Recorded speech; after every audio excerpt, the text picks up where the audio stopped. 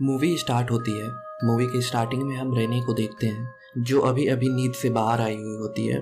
वह एक एल्बम खोलकर अपनी पुरानी फोटोज देख रही होती है। इसी बीच उसका बेटा डाल्टन वहाँ पर आ जाता है और वह अपनी मदर के साथ पिक्चर्स देखने लगता है। डाल्टन अपनी मम्मी रेने की बचपन की फ़ोटोज़ देखने के बाद अपने पापा जॉर्ज की फ़ोटोज़ देखने की जिद करता है। यहाँ पर उसकी मम्मी उसे बताती है कि उसके पिता की बचपन की कोई फ़ोटोज़ नहीं है क्योंकि वह अपने पिक्चर्स को संभाल कर नहीं रखते थे। इसके बाद रेने अपनी बुक्स को बुक शेल्फ में रखती है, लेकिन कोई उसकी बुक्स को गिरा देता है। रेने को लगता है कि शायद उसकी बुक्स को बच्चों ने गिराया है, जिस पर वह बच्चों को डांटती भी है।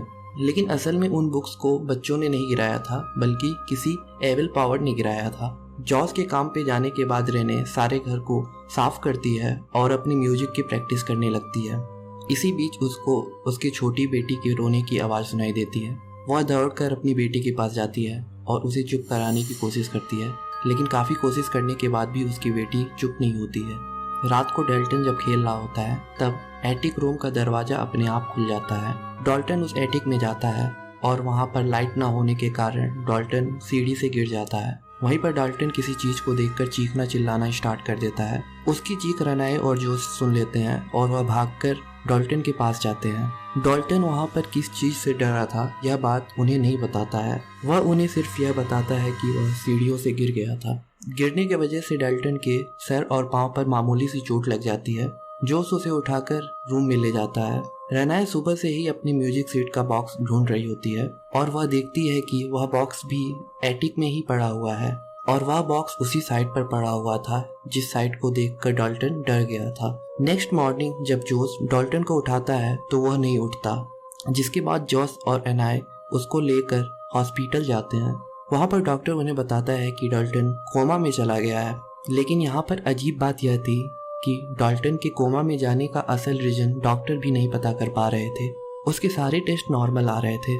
इसके बाद मूवी आगे बढ़ती है और 3 महीने बीत जाने के बाद उनके घर को दिखाया जाता है। जॉस और रेने डाल्टन को घर ले आते हैं, लेकिन डाल्टन अभी भी ठीक नहीं हुआ होता है। वह अभी तक कोमा में ही होता है। इसी बीच जब रेने म्यूजिक की रिहर्सल कर रही होती है तभी उसके बेबी रूम से बहुत लोगों के बोलने की आवाज़ सुनाई देती है। वह आवाज़ें आहिस्ता आहिस्ता तेज होती जाती है और फिर वह बच्ची रोने लग जाती है। रेने भागकर वहाँ पर जाती है, लेकिन वहाँ पर कोई नहीं होता है। रात को रेने का दूसरा बेटा फॉस्टर उन्हें कहता है कि वह अपना रूम चेंज करना चाहता है। रीजन पूछने पर वह बताता है कि रात को डाल्टन नींद में चलता है, जिसकी वजह से वह डर जाते हैं। हालांकि फॉस्टर का रूम डाल्टन के रूम के बिल्कुल सामने होता है और डाल्टन तो कोमा में था। इसी वजह से रेने उसकी बात पर भरोसा नहीं करती है। आधी रात को फॉस्टर की नींद खुलती है और वह सामने वाले रूम में देखता है जहाँ पर डाल्टन सो रहा होता है, जिसकी वजह से वह बहुत डर जाता है और अपने रूम का डोर बंद कर लेता है। तभी वह नोटिस करता है कि उसके रूम के बाहर कोई चल रहा है। तभी फॉस्टर डर कर जल्दी से भागकर अपने बेड पर आ जाता है। जब जोस और रेने अपने रूम में होते हैं तभी उनके मेन डोर पर नॉक होता है। जोस वहां पर जाकर चेक करता है, लेकिन वहां पर कोई नहीं होता है। जोस दरवाज़ा बंद करके सिक्योरिटी अलार्म ऑन करके वापस अपने बेड की तरफ आ रहा होता है, लेकिन घर का अलार्म जोर जोर से बजना शुरू कर देता है। जोस भागकर वहां पर जाकर चेक करता है। वह देखता है कि दरवाज़ा खुला हुआ है। वह दरवाज़ा और अलार्म दोनों को बंद कर देता है। तभी रेने को अपनी बेटी के रोने की आवाज़ें आती हैं। रेने जब अपनी बेटी के रूम में जाती है तब उसे वहाँ पर एक आदमी नज़र आता है, जिसे देखकर वह काफ़ी शाउट करती है और जोस को बुलाती है। जोस भागकर वहाँ पर आता है और रेने जोस को बताती है कि उसकी बेबी के रूम में कोई था। जोस सारे रूम को चेक करता है। जोस अब दोबारा मेन डोर के पास आता है। वह देखता है कि इस बार भी दरवाजे खुले हुए हैं, जिसको वो कई बार बंद कर चुका है। इस बार भी जोस वही करता है, दरवाज़ा और अलार्म दोनों बंद कर देता है और पूरे घर को चेक करता है। आखिरी ये माजरा क्या है, लेकिन उसे कोई घर में नहीं मिलता है। फिर हम देखते हैं कि इतने दिन गुजर जाने के बाद भी डाल्टन के शरीर पर कोई भी असर नहीं होता है। डॉक्टर भी इसके पीछे की असल वजह को नहीं जान पाते हैं। इसी बीच रेने को डाल्टन के बेड पर खून से भरे हुए एक पंजे का निशान नजर आता है, जिसे देखकर वह बहुत बुरी तरीके से डर जाती है और फौरन जॉस को कॉल करती है। जॉस वहां पर आने में थोड़ा सा देर कर देता है, जिसके कारण इन दोनों के बीच काफ़ी झगड़ा होता है। रेने जॉस को बताती है कि यह घर कष्ट है और जब से वे लोग यहाँ पे आए हैं कुछ न कुछ अनहोनी हो रही है। उसे लगता था कि शायद इस घर में कुछ न कुछ गड़बड़ है और चीज़ें भी अपने आप इधर से उधर मूव हो रही होती हैं। रात को रेने को एक ड्रीम आता है। इस ड्रीम में वह डाल्टन और उसके साथ एक शैतान को देखती है। वह इसी बीच नींद से जाग जाती है और तभी उसे बाहर किसी के चलते हुए शैडो नजर आते हैं। इसी बीच एक आदमी उसके रूम के अंदर आ जाता है। डरी और सहमी हुई रेनाए शाउट करना स्टार्ट कर देती है क्योंकि वह आदमी उसे डरा देता है। जॉस जल्दी से वहाँ पर आता है और रेनाए उससे बोलती है कि वह किसी भी कीमत पे इस घर में रहना नहीं चाहती। वो लोग उस घर को छोड़कर किसी दूसरे घर में शिफ्ट हो जाते हैं। शिफ्टिंग में उनकी मदद करने जॉस की मदर लॉरेन भी वहाँ पर आई हुई होती है। एक पिक्चर को देखकर लॉरेन काफ़ी ज़्यादा हैरान हो जाती है कि जॉस ने अपने फैमिली के साथ पिक्चर बनवाई है। इस घर में भी रेनाए को कुछ न कुछ अजीब फील हो रहा होता है। वहीं पर इस घर में एक बच्चे का घोस्ट उसे नजर आता है और घर के सारे दरवाजे अपने आप बंद होते हैं और खुलते हैं। रेनाए देखती है कि उस बच्चे का भूत डाल्टन के रूम में जाकर छुप गया है। रेनाए एक बार फिर से डर जाती है और एक फादर को बुलाती है। रेनाए जॉस को बताती है कि पिछले घर में जो शैतान था वह उन दोनों के साथ इस घर में भी आ गया है। वह उसे बच्चे के भूत के बारे में भी बताती है।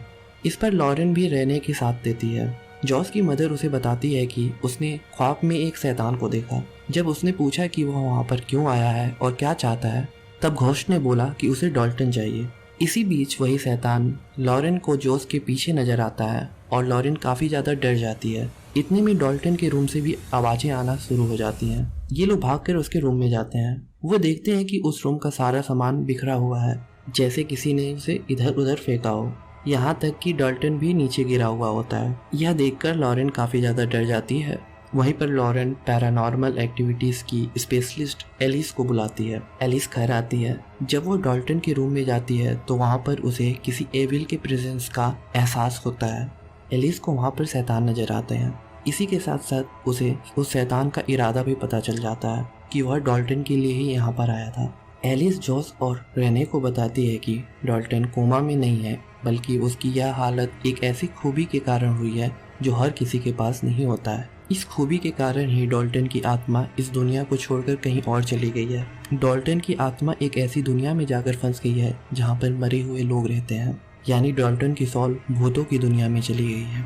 और इसीलिए घर बदलने से कोई फर्क नहीं पड़ा, क्योंकि हॉन्टेड उनका घर नहीं था बल्कि डाल्टन था। डाल्टन वहाँ पर होने की वजह से डीमन सॉल उसकी तरफ आ रहे हैं ताकि उसे पोजेस कर सकें।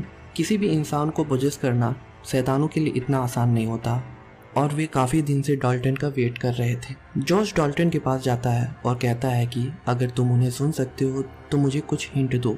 तभी डाल्टन की बनाई हुई पेंटिंग में एक पेज नीचे गिरता है। जॉस उस पेज को उठा लेता है और उसी बीच डाल्टन की बनाई हुई अदर्स पेंटिंग पर जॉस की नज़र जाती है। उन ड्राइंग में एक ड्राइंग वो भी होती है जो उस शैतान की होती है। इस पर जॉस को रियलाइज होता है कि एलिस बिल्कुल ठीक थी। एलिस और उसके साथी डाल्टन से कनेक्ट करने की कोशिश करते हैं। डाल्टन के साथ उनका राब्ता हो भी जाता है। डाल्टन उनकी बात सुनता है और रिप्लाई भी करता है। डाल्टन बताता है कि वह एक आदमी से डरा हुआ है जिसके चेहरे पर बहुत ज़्यादा आग है। डाल्टन डर के कारण इन लोगों से बात करने से डरता है। उसे इस बात का शक था कि कहीं वह शैतान इन दोनों के कन्वर्सेशन को सुन न ले। डाल्टन डरी हुई आवाज़ में बोलता है कि उस शैतान ने हमारी बातें सुन ली हैं, और इसके साथ साथ डाल्टन बुरी तरह से डर जाता है। इसी बीच उन लोगों के साथ काफ़ी ज़्यादा पैरानॉर्मल हादसे होने लगते हैं। डाल्टन अपने बेड से उठकर इन लोगों के पास आ जाता है। उस समय डाल्टन के पास ऐसी पावर होती है कि वह उन लोगों को इधर उधर फेंक सकता है। साथ साथ वह टेबल और चीज़ों को भी इधर उधर फेंकता है। तभी बाकी घोस्ट भी वहाँ पर पहुँच जाते हैं। एक शैतान रेनाए को पकड़कर उसे डरा देता है और इस बार जोस भी उसे देख लेता है। जब जोस रेनाए को बचाने की कोशिश करता है तो वह शैतान जोस को बहुत दूर फेंक देता है। इन सब के बीच एलिस डाल्टन से उस शैतान को भगाने की कोशिश करती है। डाल्टन अपनी ज़मीन पर गिर जाता है और सब कुछ अपने नॉर्मल स्थिति में वापस आ जाते हैं। असल में डाल्टन अभी भी कोमा में होता है और जो भी कुछ उनके साथ कुछ देर पहले हुआ था उसकी रिकॉर्डिंग में उन्हें पता चलता है कि वह शैतान डाल्टन के पीछे खड़ा हुआ था और उसकी बॉडी को पजेस करना चाहता था, और वही डाल्टन से यह सब कुछ करा रहा था। लॉरेन जोस को बताती है कि जब वह 8 साल का था तो वह नींद में डर जाता था और उसे एक बूढ़ी औरत नजर आती थी और वह अपनी मदर को बताता था। उस बूढ़ी औरत से जॉस डरता भी था, लेकिन लॉरेन ने उसकी बातों पर ध्यान नहीं दिया। लेकिन जब भी लॉरेन जॉस का फोटोज लेती थी तो हर फोटोज में वह बूढ़ी औरत भी कैप्चर हो जाती थी। उस बूढ़ी औरत का मकसद यह था कि वह जॉस के सॉल को मरी हुई दुनिया में ले जाकर प्रोसेस करना चाहती थी। लॉरेन बोलती है कि वह इन सब होने के बाद एलिस से मदद लेती है और जॉस को उन सब चीज़ों से बचा लेती है। एलिस ने जॉस के माइंड से सारे वो बैड मेमोरीज ख़त्म कर दिए थे, लेकिन जॉस आज भी पिक्चर्स खिंचाने से डरता है और यही वजह होती है कि एल्बम में जॉस की कोई भी फ़ोटोज़ नहीं होती हैं। एलिस उन्हें बताती है कि अब जॉस ही डाल्टन को बचा सकता है और वह उन मरे हुए लोगों के दुनिया में जाकर डाल्टन को वहाँ से बचा कर ले आए। और वह यह भी चेतावनी देती है कि तुम इस बात का ध्यान रखना कि वहाँ के लोगों को इस बात का बिल्कुल पता न चल सके कि तुम इस दुनिया से वहाँ पर गए हुए हो, वरना वे लोग तुम्हारे बॉडी के लिए भी यहाँ पर आ सकते हैं। जॉर्ज दूसरी दुनिया में चला जाता है और डाल्टन को ढूंढता है। इसी दौरान वह बहुत सारे क्रीपी घोस्ट को देखता है। आगे जाकर वहाँ पर उसे डाल्टन भी मिल जाता है। डाल्टन के पाँव को किसी ने जंजीरों से बांधा हुआ होता है। वो दोनों वहाँ पर मिलते हैं और डाल्टन जॉस को बताता है कि वहाँ पर एक शैतान है और उसी शैतान ने उसे यहाँ पर बांधा हुआ है। जॉस डाल्टन को उन जंजीरों से आज़ाद करता है। तभी वह शैतान जॉस को देख लेता है। वह शैतान जॉस पर अटैक करता है। जॉस किसी तरीके से अपनी जान बचाकर डाल्टन को वहाँ से लेकर भागता है, लेकिन जॉस वहाँ से आसानी से वापस नहीं आ रहा होता है क्योंकि बहुत सारे भूतों ने उसे घेरा हुआ होता है। इसी बीच रेनाए जॉस की हेल्प करने के लिए उसे आवाज़ें लगा रही होती हैं और तभी जॉस घर के अंदर आ जाता है और डाल्टन को घर के अंदर छोड़ देता है ताकि वह अपनी बॉडी के पास चला जाए। तभी डाल्टन आगे चला जाता है और हर जगह पर अपनी बॉडी को ढूंढता है। इतनी ही देर में डाल्टन के पास वहाँ पर वह शैतान आ जाता है जो उसे रोकने की बहुत सारी कोशिश करता है। डाल्टन भागता है और शैतान भी उसके पीछे पीछे भागता है, लेकिन डाल्टन भागकर अपनी बॉडी के पास आ जाता है। तभी हम देखते हैं कि जॉस को वही बूढ़ी औरत नजर आती है जिसे वह बचपन में देखा करता था। जॉस उस पर काफ़ी शॉट करता है और उसे वहाँ से जाने के लिए कहता है। जॉस उसे कहता है कि तुम यहाँ से चले जाओ और मुझे अकेला छोड़ दो और मैं तुमसे नहीं डरता। पर यहाँ पर हमें पता चलता है कि जॉस तो असल में घर के बाहर होता है और वह बूढ़ी आत्मा घर के अंदर होती है। और तभी जॉस और डाल्टन होश में आ जाते हैं और उन्हें देखकर सब लोग बहुत खुश होते हैं कि डाल्टन भी होश में आ गया है और वह बिल्कुल ठीक है और किसी को भी कोई नुकसान नहीं हुआ है। एलिस और उसके साथी अपना सामान वापस लेकर जा रहे होते हैं। जॉस और एलिस बातचीत कर रहे होते हैं। जॉस अपनी पुरानी पिक्चर्स एलिस को वापस करता है। पिक्चर लेने के दौरान एलिस जॉस के हाथों को देखकर काफी ज्यादा चौंक जाती है। वह जॉस की फोटोज लेती है जिस पर जॉस काफी ज्यादा भड़क जाता है और यहाँ पर हमें पता चलता है कि उस बूढ़ी औरत का घोस्ट जॉस के बॉडी में आ चुका है और अब जॉस की सोल दूसरी दुनिया में फंस गई है। वह एलिस पर अटैक करता है और उसे मार देता है। इन सब के दौरान एलिस की चीखने की आवाज़ रेने सुन लेती है और वह उसे देखने जाती है। जब रेने वहाँ पर आती है तो एलिस को मरा हुआ देखकर काफ़ी ज़्यादा डर जाती है और उसी कैमरे में जॉस की फ़ोटो यानी उस बूढ़ी औरत की सोल को देखती है, जिसको देखकर वो काफ़ी ज़्यादा हैरान होती है और डर भी जाती है। इसी बीच उसके पीछे जॉस आ जाता है। रेने डर जाती है और इसके साथ ही यह मूवी ख़त्म हो जाती है। दोस्तों, आपको यह मूवी कैसी लगी हमें कमेंट सेक्शन में बताइए और हमें सब्सक्राइब कर सपोर्ट कीजिए।